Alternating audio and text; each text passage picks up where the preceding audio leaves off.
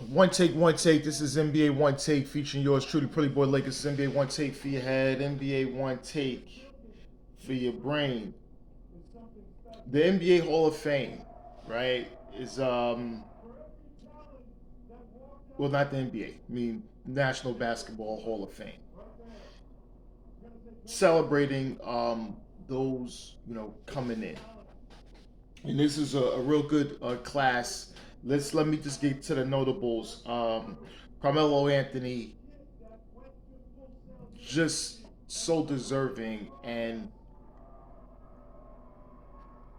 me seeing Carmelo his first game at college in the coaches versus cancer game, I always talk about when I saw the performance that he's done there, and I said, hold on, this guy, oh, he's on another level. And he was like, oh, yeah, from here for her from him in high school. No. You're not, no, we're not getting that. He can play now, right? And like, he could play in the league now. He's really really good. And then he drafted by Denver, controversially third overall, should have been number two to Detroit, but that's another story. And going to Denver, I knew that I was like they got some pieces there. They season was bad, but they got some pieces.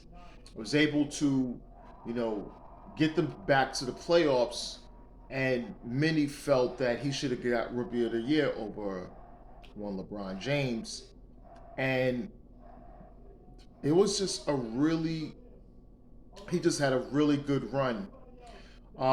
Really some tough seasons getting out the first round. They got Allen Iverson, who was one of his inductors, as well as Dwayne Wade, one of his best friends in the NBA. And it was just funny that he got to only one. When I say funny, it's like wow, he only got to one conference finals with the Nuggets, and actually lost to my Lakers in 2009 in 6 games where at times I think if things would have broke well for them, they probably could have got to the finals, and I think they would have probably beat Orlando in the championship. Giving he would have got Denver that championship would have kind of changed the dynamic for a lot of things. Meaning, if they would have won the championship in 2009, I think for the most part, Carmelo Anthony possibly would have got out of there and went to the Miami Heat after winning one championship with the Nuggets, because I think he would have never owed them anything. Now, so he, it was just not going in the direction. It was the melodrama thing that he wanted to leave. He had aspirations to go to New York, and to finally get into the Knicks.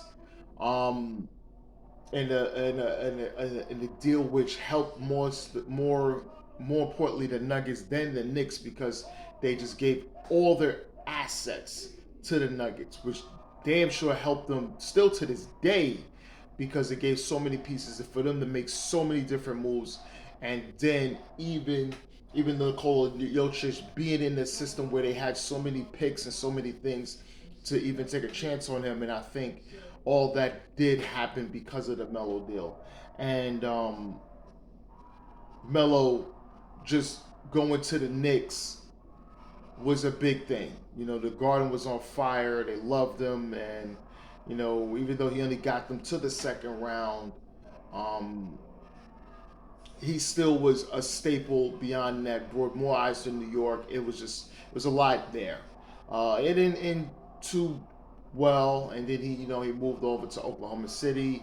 Almost, they were supposed to do some things there. Really couldn't. He always talked about he couldn't find his way around the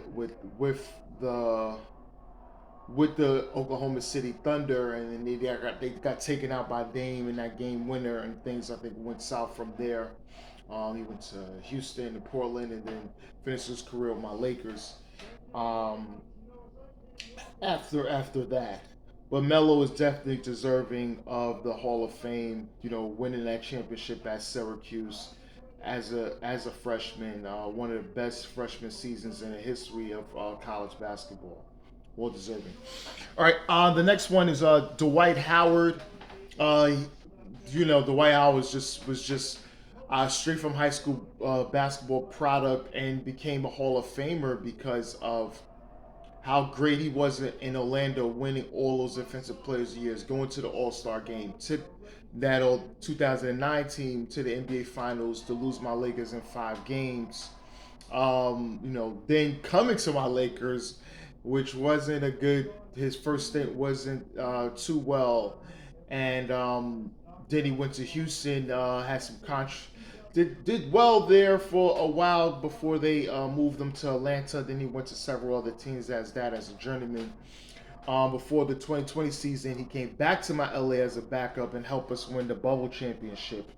And then I think he went to some other teams after that before really hanging it up, calling it quits as a player. The thing with Dwight Howard has very controversial as people talk about his career. Dwight Howard in his prime was him and LeBron James. They always say that those two guys can take damn near any bunch of guys to the NBA Finals, and I think that was so true. Not saying his Orlando teams had some good, but we just all felt that, we just felt that the White Howard was such a big force in his prime in Orlando. And him being left off the top 25 list was huge. But it's good to see the Dwight Howard, in the Hall of Fame. Had his speech. Was a good one. Made people laugh and things like that. So, all right. Next is Sue Bird. I love Sue. I do talk about that one-on-one we had a long time ago. We was both in high school. I'm not gonna say one lost in that one-on-one, but she was the best player. The best female player in high school for at least 2 or 3 years. Winning championships at Christ the King, a rival school to mine because I went to Rice, and but she was great. She won the championships at UConn. You know that, and then winning 4 championships with Seattle Storm, and she is just one of the best point guards of all time, and she's a legend. She is a legend, and did so much to elevate the game of the WNBA and female basketball. And she has a great mind, and I think she she's gonna do well because she's just still a spokesperson. They know her face. They just know her being associated with the women's game, and she's just a wonderful person too as well. So it's great to see Sue Bird getting in, the only female player to have her statue outside the arena there in Seattle, and it's just great. It's so great. It's great to see it. All right, the next thing is the 2008 Redeem Team. They put the Redeem Team in because of all the losses that the USA was suffering following the loss in 2004, loss in 2006, and then so they had losses, right? And they put together a team of LeBron James, Dwayne Wade, Carmelo Anthony, Chris Bosh, Dwight Howard, Jason Kidd, Chris Paul, all these guys. But then they got Kobe. And Kobe didn't want to come in there, okay, I'm gonna do this and you're gonna move out the way. Kobe said, I'm gonna come in there, I'm gonna play defense, and we're gonna win. And we're gonna do it that way. And Kobe being added to the team helped the careers of everyone else. I think guys was coming in. Kobe was already finished training. Kobe was was the guy that come in there, and then guess what? Then all other guys start coming there training with him, and instead of him like, oh, he pick another thing, he let the guys train with him. And Kobe said that's the commitment that he says, I'm not selling for nothing. I didn't come here to lose. I didn't come here to, you know, be here and thing with the guys. Yeah, we're cool and everything else like that. But understand the mission. Understand what it is. Because I could just be home with my kids. I could be home with my wife. But I'm doing this civic duty. We're bringing in gold. I'm making this commitment. I made the commitment. And in doing that, I think that resonated, especially with LeBron James and these other guys. That resonated with them in the rest of their careers, as I think they took the game very much more serious, and definitely in doing so. And the Redeem team was great, and they went on to win gold against Spain in 2008 Olympics in Shanghai, China. All right, and next is Maya Moore, right? Maya Moore is, when I talk about, she is, to me, the greatest female talented player ever. And her career, which was short because she only had 8 WNBA seasons, she won 4 championships on that dynasty team of the uh, Minnesota Lynx. Not a dynasty that people talk too much about, but it's a dynasty. And winning 4 championships in that range to get, she was a very much the caliber. She was at times the best player overall on the team. She has Sylvia Fowles as well as Simone Augustus and others. But to win those 4 championships, and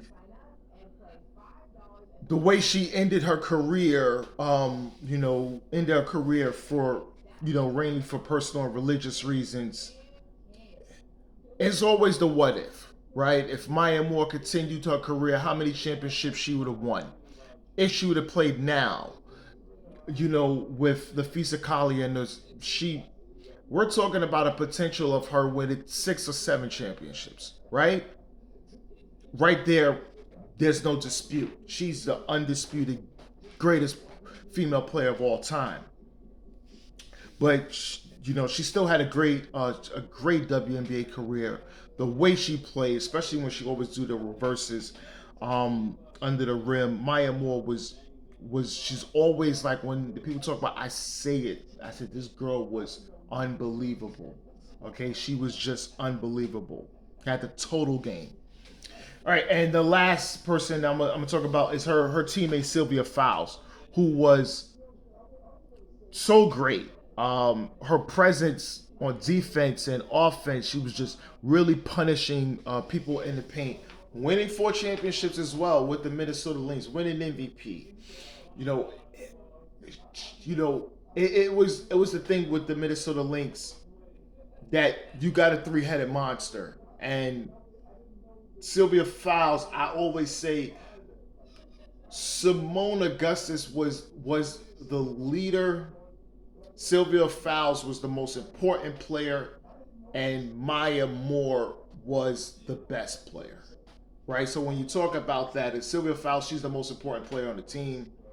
Maya Moore is the best player, just going by all around. And Simone Augustus was clearly the leader of the team. And that just resonated in winning those championships. And Sylvia Fowles, very much underrated, but she was just a monster in the paint, dunking, and she made it hell for whoever defended her. She made it hell for anyone, because all the legends, everyone would say Sylvia Fowles was a monster. Was a monster. But that's all I have. This is NBA One Takes Pretty Boy Laker, and I'm out.